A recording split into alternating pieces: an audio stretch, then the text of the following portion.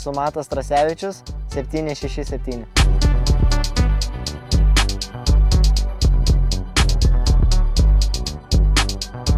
Pradėjau sportuoti būdamas 9 metų. Tėtis nupirko Yamaha 80-tuką.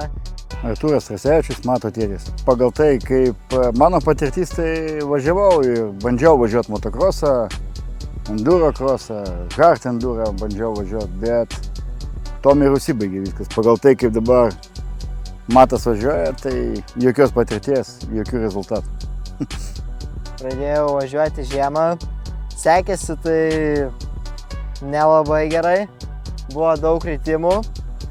Bet paskiau po kiek laiko išmokau jau važiuoti, jau važinėjau tokiam karjerę prie savo sodybos ir paskiau nupirko šiam 5-tuką ir pradėjau tada jau biškį patobulėti, nes pradėjau nuo enduro, pradėjau pro rastus važinėti, pradėjau posūkius atidirbinėti. Po 1 metų vėl startavau supermoto varžybose, KTM važiavau. Viskas buvo paprastai, tiesiog pabandyti norėjom supermoto pravažiuoti. Vieną etapą buvo Elektrėnuose, pirmose varžybose sekėsi visai neblogai. Paskiau antras varžybas irgi baigiau, man atrodo, lyg tais pirmas. Taip sezoną užbaigiau bendroje įskaitai 1 vietoj. Tai paskiau po to sezono netikėtai susigalvojom į motokrosą pabandyti. Ir gan sekėsi visai neblogai. Taurės etapus pradėjom visus važiuoti, paėmiau prizinės vietas, pradėjo visai patikt. Man buvo 14 gal jau metų ir paskiau jau po 8-5 sezono tapau nugalėtų taurės ir jau galvojom reikia važiuoti ne supermoto, ne endure, o tik užsiimti motokrosą.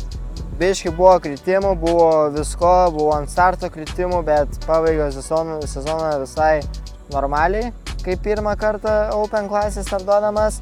Paskiau 23 metais važiavau B klasėje, irgi sekėsi neblogai, pirmą etapą laimėjau ir antrą stipriai griuvau etapą Biržų trasoj.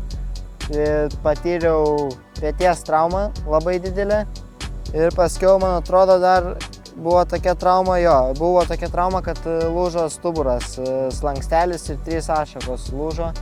Ir kaip ir vėl išgijau, ir vėl paskiau vėl kritimas po 3 mėnesių.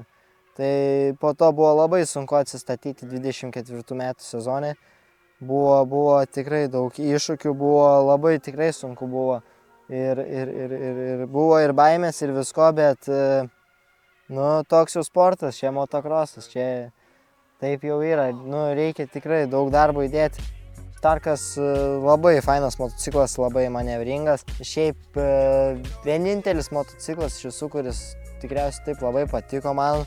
Jis labai manevringas šuoliuose, su juo gali šokinėti daug laisviau negu su benzininiu, nereikia nei bėgių, nei sankabos. Tiesiog viskas yra po ranka, gali ir pasirinkti kojinį stabdį, jeigu patogiau tam. Bet šiaip viskas idealu, kas su Starku viskas labai idealu, labai patinka. Užtenka važiavimuose, užtenka varžybose, viskas labai idealu. Aš jo kaip ir netreniravau, jis iš esmės tai pats toks užsispyręs. Daug važiuoja, daug treniruojasi, kartais nebūna net noro važiuoti. Tai jisai atsikelia, sako, važiuojame treniruoti ir taip kasdieną. Nelieka net laiko, tai jis taip ir prasimušė pats per save. Gavo pamokų iš tam tikrų žmonių, kaip važiuoti, bet šiaip tai jis pats viską. Tai nelabai buvo ką treniruoti. Komandos narės visada palaikantis mane, kaip ir mama, kaip ir sesė, kaip ir visa šeima. Didesnio palaikymo turbūt niekada negausiu be tėčio ir savo šeimos, nes tai yra mano vienintelis dalykas, kuris mane labiausiai palaiko, mano labiausiai didžiausi sponsoriai ir viskas viename. Tai dabar tik taip sako. Turbūt, kad kritikas. Nes kitaip rezultato nebus. Bet aišku, nereikia perlenkti lazdos. Pasakyk. Jo, dažnai aš matau, būna, aš nežinau kaip tai apibūdinti, bet būna treniruotėse, kad skaitykim tokį pasiutimą pagauna, aš net nemoku. Čia kiekvienas sportininkas turbūt žino, kada vat einas įvažiavimas ir jisai ant ribos ir tu greitėjai kas ratą. Nu, tai vat, tada jau stabdau aš. Stabdau arba jis pats sustoja, jau tą ribą žino jisai. Na, čia dabar įdomiausias klausimas.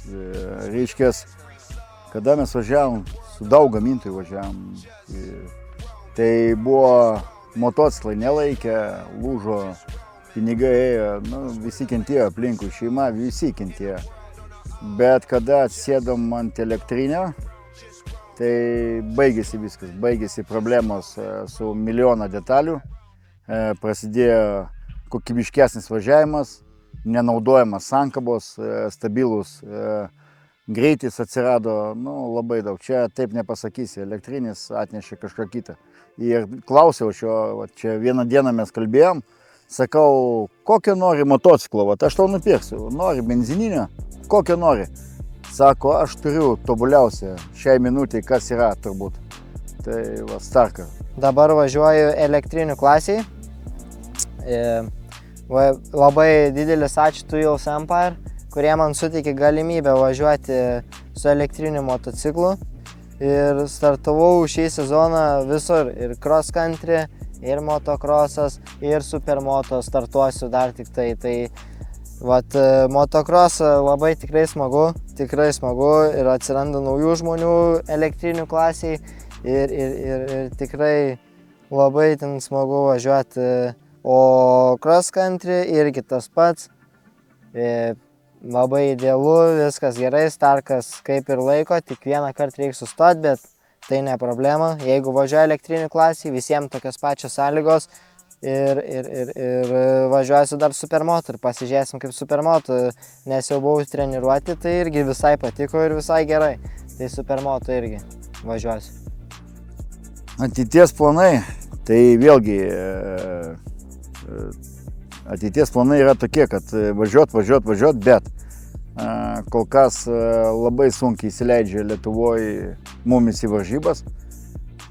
Aš manau, kad tokios elektroklasės iš vis neturėtų būti. Žmogus kokią licenciją turi tokioj klasėje ir važiuoti, nes užsienį Europoje taip pačioj važiuoja daug, tiek Ispanijoje, tiek Italijoje, Prancūzijoje važiuoja bendrosiose klasėse. Ir kaip? GP? Taip matai? Taip. GP, nu, jeigu galimybės leis, jeigu bus Tuils Empire su mumis, tai jo, tik GP, elektros klasė, būtent. Jo, šiaip tai jeigu ne jie, tai nežinau, kaip mes būtume ištempę šį sezoną, o mus pakvietė ir manau, kad nei mes jas apvylėm, nu, ne jie mūsų, nes skaitykim, kas liečia detalių keitimą, viską vyksta žaibiškai, nors ten kaip ir nieks negenda, bet nu, atsiranda, čia technika vis tiek atsiranda, tai tas, bet viskas daroma žaibiška. Tai nei su viena kompanija va, taip neišėjo važiuoti sklandžiai, kad iš esmės dabar mes pravažiavom jau 150 valandų, tai motociklas nestovėjo, nebuvo praleista nei vieną treniruotę. Tai daug ką pasako, kur praleisdavom po savaitę, po dvi, su benzininiais. Sportas tikrai neatsibodo, tikrai nemanau, kad kažką kito rašiau be šito sporto ką užsiimti ir tai man neša labai didelį džiaugsmą, bei važiuojant, bei užsiemant tuo, bei kaip domiuosi to sportu, man tiesiog yra viskas apie tai. Mano visas gyvenimas yra apie motociklus.